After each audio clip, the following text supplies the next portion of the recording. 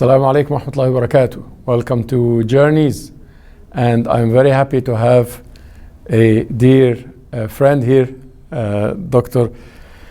Yusuf Patel, a medical doctor, and he is specialized in emergency medicine, and he is also studying Islamic studies in a couple places. In fact, mashallah, student a number of places in medicine and Islamic studies, and I like this combination.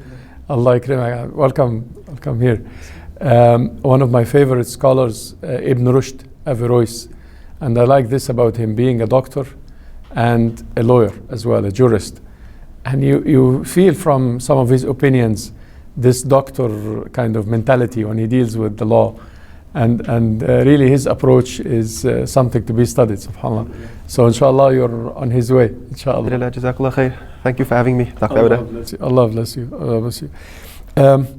What is Islamic medicine? This is a question that I'm dealing with all the time. Because people think that Islamic medicine is about using the hijama and the fast and the black seed. And so what do you think? Is there something called Islamic medicine, and what is it?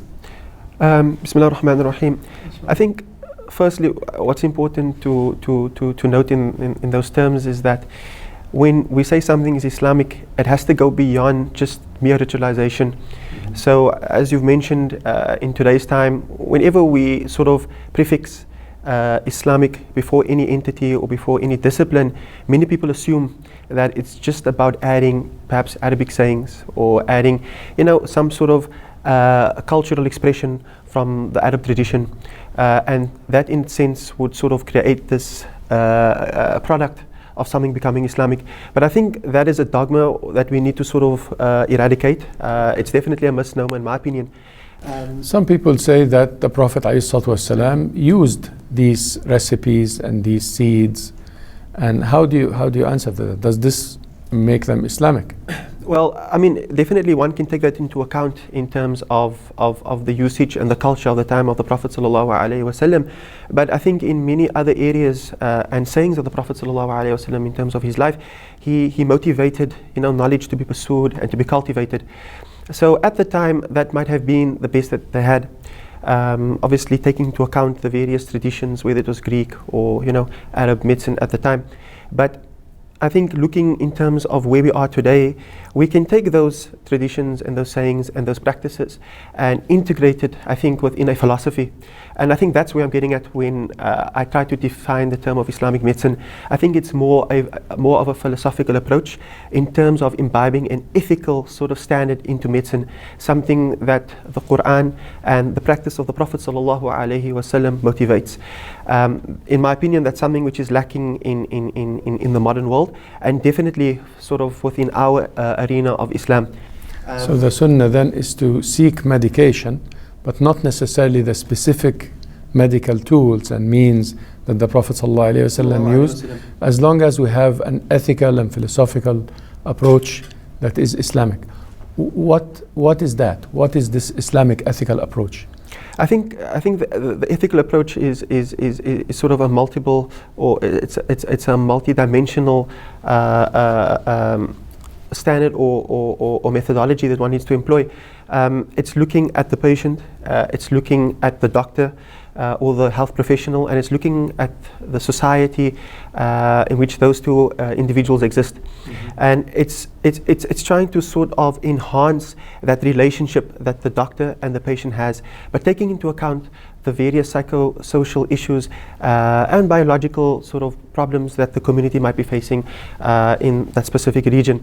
And I think when one takes all those considerations into account and then integrating the principles, which I feel are very evident within the Quran and within the practice of the Prophet ﷺ in terms of valuing a patient or valuing an individual, looking at the needs of the individual, looking beyond remuneration, looking beyond economic gain and so forth. I think one now is able to sort of infuse a more original, in my sense, or understanding, Islamic understanding and philosophy to the discipline of medicine. So the medicine is not, from the Islamic perspective, is an ethical profession. It's not a business.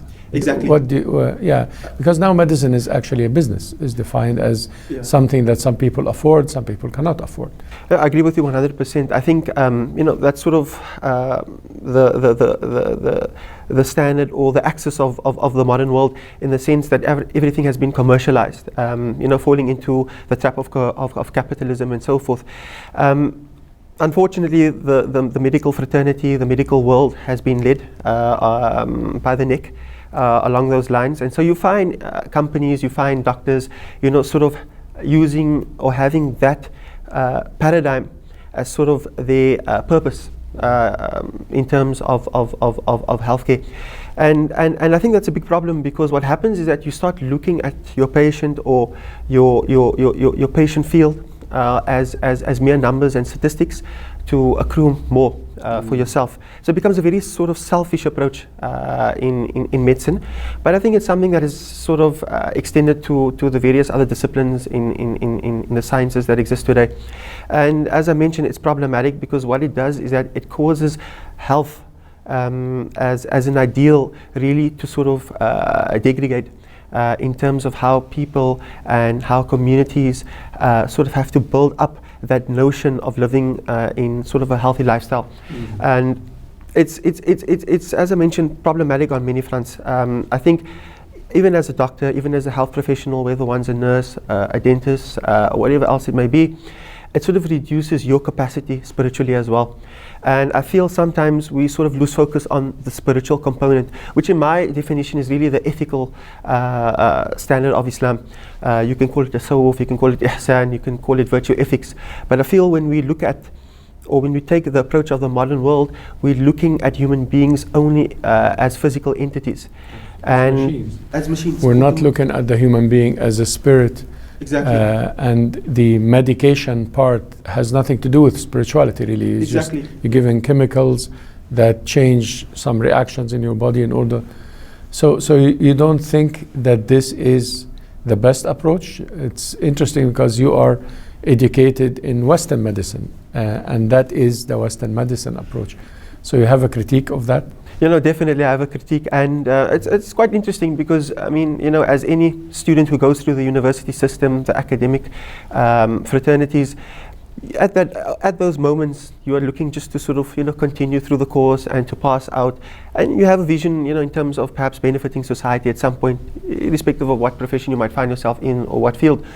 But I think the moment you sort of find yourself in an arena where you can now practically engage, I think, with your subject matter, you start to become more critical, and you start to sort of see flaws within the systems. And I think that's what happened with me. Working in South Africa, some would consider a third world country with regards to sort of certain areas, especially healthcare. You sort of become exposed to the challenges of a third world country. And me, personally working in various state hospitals under very, very difficult circumstances with many, many burdens, you start picking up. I think it becomes very evident to one to see the issues that exist within the Western model, and it's sort of a cry out, in a sense, to be looking for alternatives.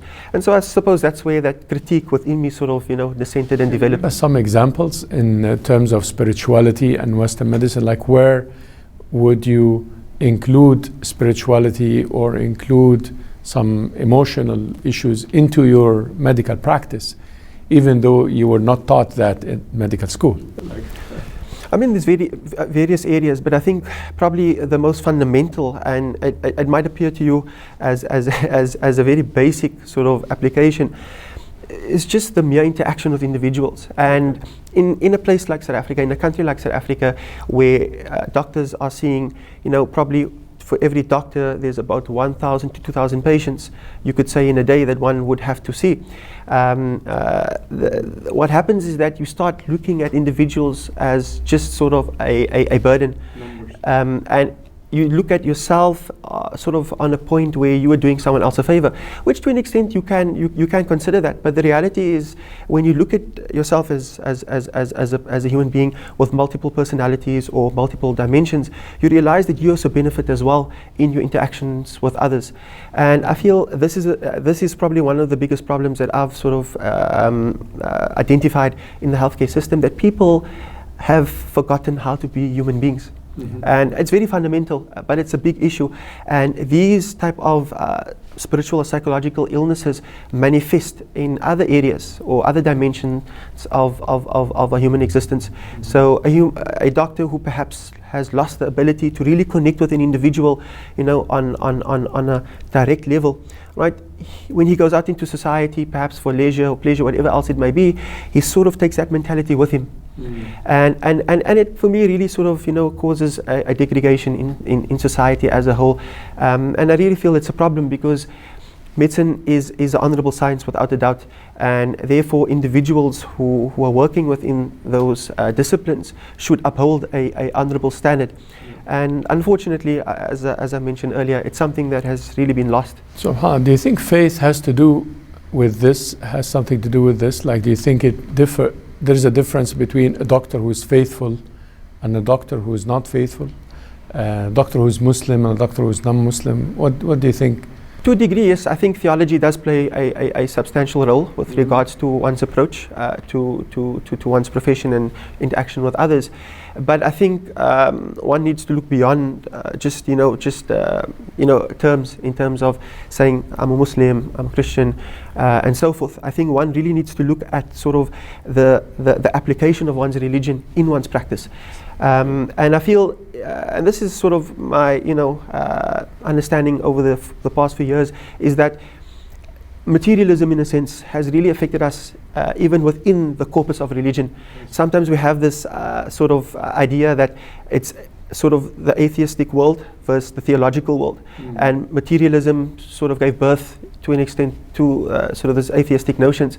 But to me, I think it's more than that. I think that materialism has affected even religion in itself in terms of application. Even a Muslim doctor, if he takes a materialist approach to the patient. I was just discussing the other day with a friend the issue of transplantation and organ donation and all of that. And I was telling my friend, I disagree with that. I think that is dealing with the human as a machine, where you can simply replace my heart and put another heart.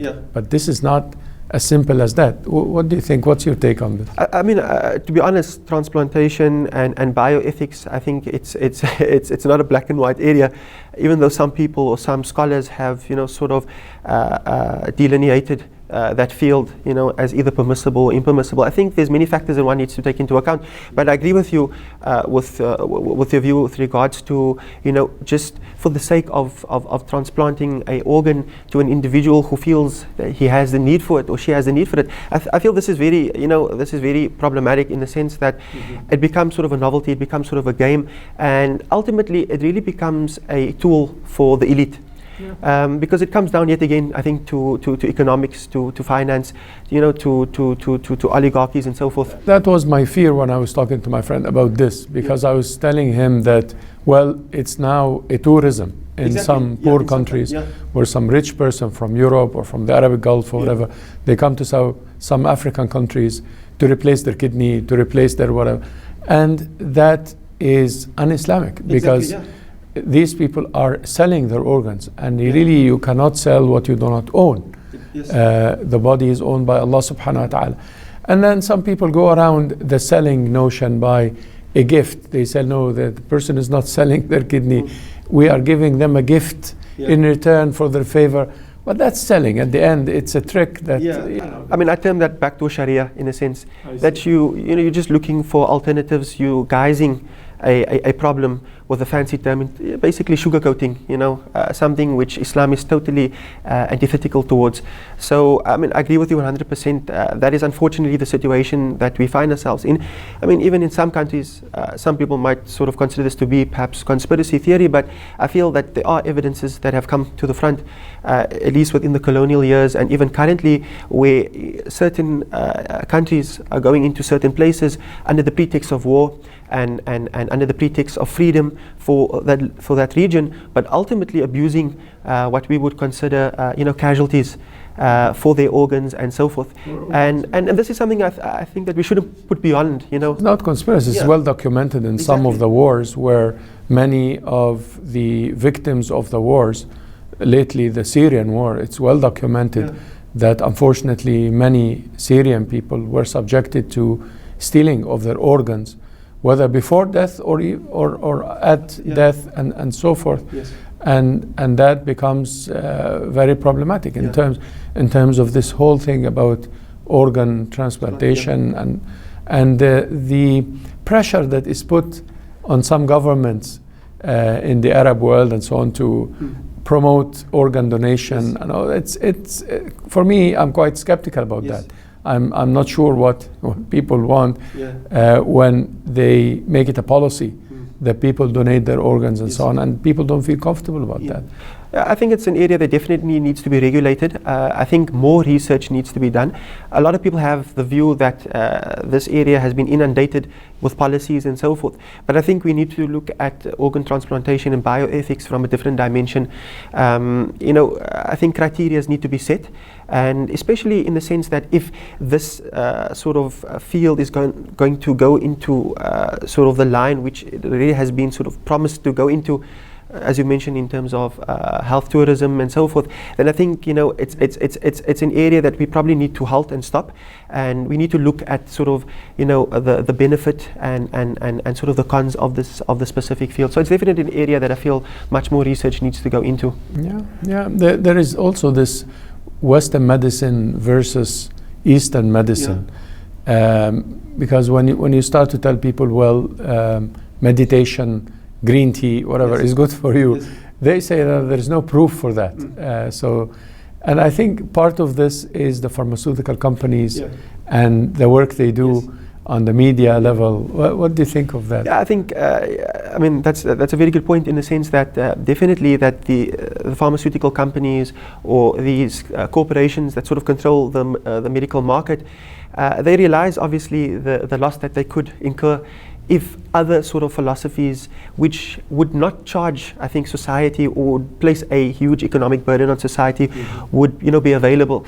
So it's definitely something, I think, that has been exploited, and I think a lot of aspersions has been thrown onto sort of the what we could consider the Oriental sort of approach to medicine. At the same time, I do feel that Western medicine in itself, even though it's not complete and it definitely has a lot of holes, I think we need to be honest enough to say that it developed, I think, from Oriental medicine in its sort of entity, that Western medicine today is really a child, I think, of the work of the Arabs, of the Muslim doctors, of the Greeks and so forth. And at the same time, I think we need to take into account that, even Chinese medicine and medicine from the Far East has played a significant role in terms of the shaping of Western medicine. But I feel that, unfortunately, it's not integrated enough. And I feel from an academic point of view, from a Western sort of university level, not a lot of respect has been afforded or given to other philosophies.